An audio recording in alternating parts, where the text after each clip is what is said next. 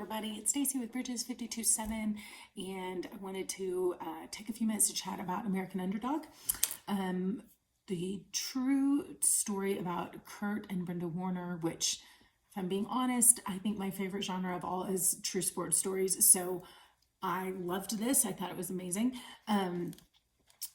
So I'm going to unpack. Actually, I'm going to try to stick to one theme tonight. Maybe one for the bugs because I tend to go all over the place. But this one had such a great parallel to the life of Joseph. I really kind of want to focus on that. So Kurt Warner had this dream as a kid, much like Joseph did, that he would be playing football at the pro level. And he explains why that was basically a miracle dream, like the odds of that ever actually happening, how few people ever make it to that level. But he had this dream, and then life happens and all these things get in the way and he does not get there. And so he is behind, he's in a position, like he's in a town and he went to college that doesn't get a lot of notice, like all these different things against him.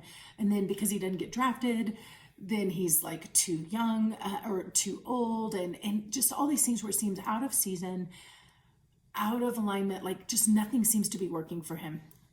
And it's super discouraging. And so he has this moment where he just cries out, and let's see if I can find the exact quote, roughly the exact quote, but he basically says, like, here it is, I'm wondering, why would God give me a dream that will probably never come true? And he goes, that just seems cruel. And so to him, he's looking at God going, if God's real, this seems like a really cruel joke.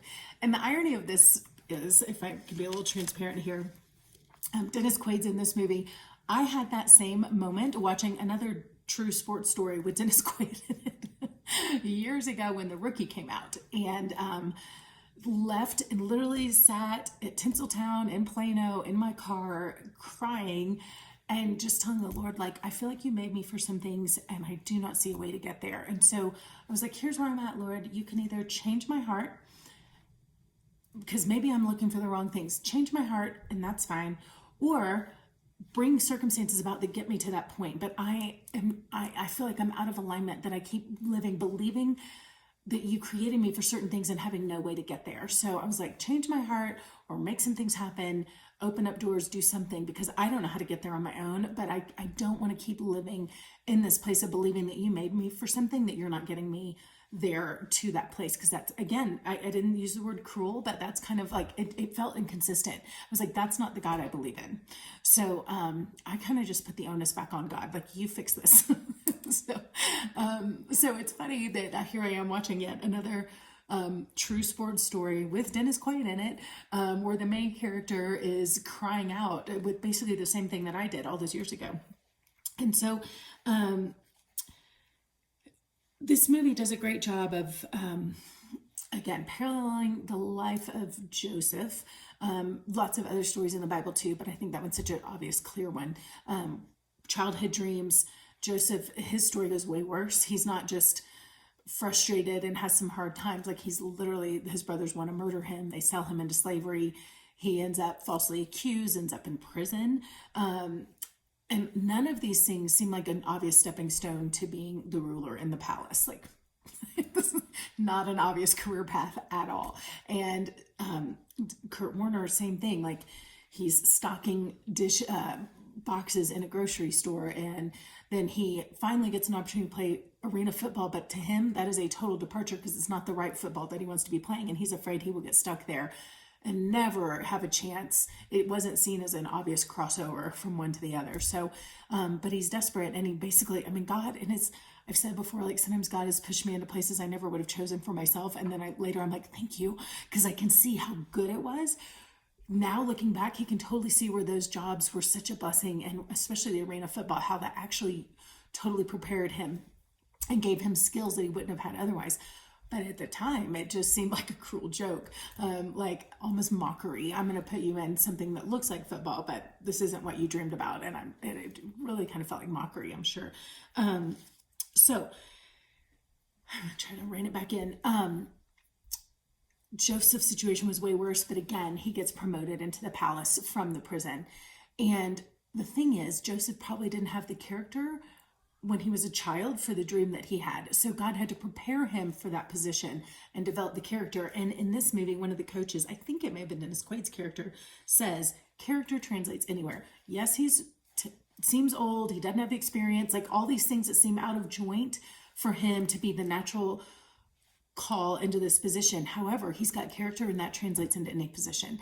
And he really saw the benefit of that. And again, he gets a chance to go to the pros, but he is behind this superstar quarterback that everything is built around. The guy's amazing. And so he gets a chance to be there, but probably won't get a chance to play, is kind of the thinking. And then the guy gets injured and he immediately gets his shot, and it's amazing. So I want to wrap though with this 1 Peter 5:6-11. And I go to this passage all the time because to me it is the great story arc in the Bible. And I always use actually Joseph as an example of this story arc, because I think they overlap each other so beautifully. And so I'm going to add this story, Kurt Warner's story, into the same mix, right? Because they're all following the same pattern, that God's call on us is to humble ourselves. It is not to promote ourselves. It is to humble ourselves. And then God takes care of the promotion when we are ready. So Kurt does a really good job in the movie of saying, like, had I gotten this opportunity years ago, I wasn't ready for it. But because of this whole process, he learns character. He reorganizes his priorities. He realizes family is more important than his accomplishments. The relationships become more important. He gets his identity sorted out, that it's in who he is, not just in what he accomplishes. Like, there were so many things that he needed to work out. He learned to take the pain of the process if he was ever going to get the opportunity that he wanted. And, just the different coaches, the different teams he was a part of, he had to learn things in every one of these steps. So there was so much refining that happened so that when he was ready to be promoted, he was ready. He had the character that was able to sustain the position, because sometimes we're put in a position that we don't have the character to hold it. And that was a huge lesson in this movie, is about understanding that if we will wait on the Lord and on his timing, that when we get to that place, we will have if we have invested in the waiting period properly, we will be ready for the promotion, and we will have the character that we need to stay rooted, to stay grounded, and to sustain, to like handle the pressure. So this is the point of 1 Peter 5:6-11. So let me read this to you. Humble yourselves, therefore, under the mighty hand of God, so that at the proper time he may exalt you. Sometimes we get exalted and it's out of time. It's out of season. If we wait on the Lord, he will do it in the right season for us. So meanwhile, as we're waiting on that proper time, there's like, he unpacks what happens in that waiting. We cast our cares on him because he cares about us. We're sober-minded. Be watchful. Your adversary, the devil, prowls around like a roaring lion, seeking for someone to devour. Resist him, standing firm in your faith, knowing that the same kinds of suffering are being experienced by your brotherhood throughout the world. So we cast our cares, we stay watchful, we learn to be on our guard. We learn to stand strong. We learn to resist temptation, like all these things that happen in the meanwhile. And we start learning that we're not alone. Lots of other people in our shoes. And so we develop compassion and understanding. And it says, after you've suffered a little while, the God of all grace, who has called you to his eternal glory in Christ, will himself restore, confirm, strengthen, and establish you.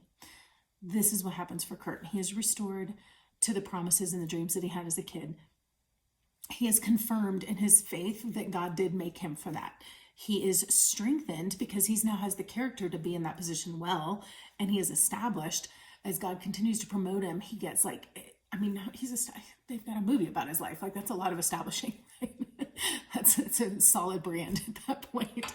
So all of this happens because he chose to humble himself and trust the process. And as we will learn to do that, like, the Lord's job is to put us in the position. Our job is to humble ourselves. So really great learnings here, really great opportunity to have some really cool conversations. And not only that, not only just with other people, but for me, as I kind of watch this movie, it's a really good touch point for me to keep going back to. Do I trust the Lord to exalt me at the right time? Do I trust the Lord to put me in those positions? Do I trust that even though my circumstances may seem to be taking me the totally wrong direction, that God is preparing the way for me in ways that I could not comprehend. Just like Joseph going into the prison, going into slavery, all these things that seem like a total departure, they were just the stepping stones that God was using to position him and position him well for the future. So it's a really good challenge to my own self, and hopefully to you as well, as we not only watch the story, but make these connections between what God's saying in his word and what's happening in the culture around us and in the lives of the people that we get to watch and see God play these things out. So be encouraged.